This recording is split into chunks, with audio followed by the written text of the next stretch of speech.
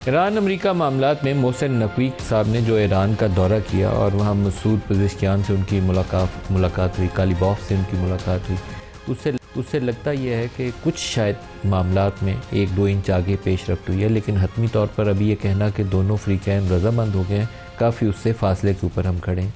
5-5 नई तजावीज़ मीडिया के ऊपर रिपोर्ट हो रही हैं। उन मीडिया के रिपोर्ट्स के हवाले से अगर हम ये कहें कि दोनों ने थोड़ी बहुत फ्लेक्सिबिलिटी दिखाई है तो वो बेहतर होगी बात, लेकिन दोनों रज़ामंद हो गए हैं किसी एग्रीमेंट पे और अभी उसमें काफ़ी फासला है।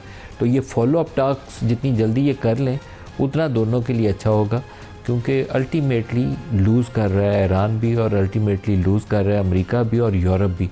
और इंटरनेशनल ऑयल मार्केट की प्राइसेस आप देखें तो $110 के करीब ब्रेंट है और $105 के करीब इस वक्त WTI है।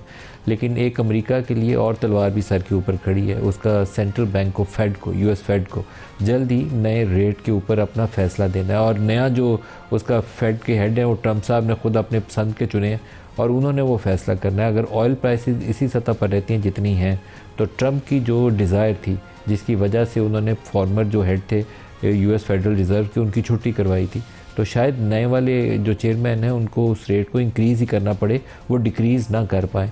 तो एक नया political crisis with in US से वो भी स्टार्ट कर सकता है। इंटरेस्ट रेट हाइक की वजह से इन्फ्लेशनरी प्रेशर्स हो तो सेंट्रल बैंक एक ही तरीके से रिस्पॉन्ड करते हैं। तो आज के प्रोग्राम में इस इशू पर भी बात करेंगे। एक पाकिस्तान के हक़ में बहुत ही अच्छी जजमेंट आई है और वो जजमेंट जो है वो कहती है कि पाकिस्तान का जो राइट है पानियों के ऊपर वो बरकरार है, और जो इंडिया क्लेम कर रहा था अपने 2 नए डैम बनाने के साथ साथ कि हम इनको स्टोरेजेस भी कर लें, वो उनके मुखालिफ जाती है। इसी तरीके से एक इंडियन आर्मी चीफ़ का स्टेटमेंट है जो कहता है कि पाकिस्तान को तो सफ़ाए हस्ती से मिटा देंगे। तो पाकिस्तान का उसके ऊपर जवाब बहुत अच्छा है कि अगर एक न्यूक्लियर पावर को आप ये धमकी देंगे तो फिर एक नहीं दोनों ही जाएंगे। एक्चुअली ऐसा ही होगा, क्योंकि पाकिस्तान के पास जो न्यूक्लियर हथियार हैं हमने दुनिया के किसी और मुल्क से लड़ने के लिए नहीं बनाए, ना मिसाइल किसी और से लड़ने के लिए बनाए। हमारा एक ही टारगेट है और वो है इंडिया। तो उसका जवाब जितना ज़ोर से उधर से आएगा उससे दोगुनी रफ्तार से इधर से भी जाएगा।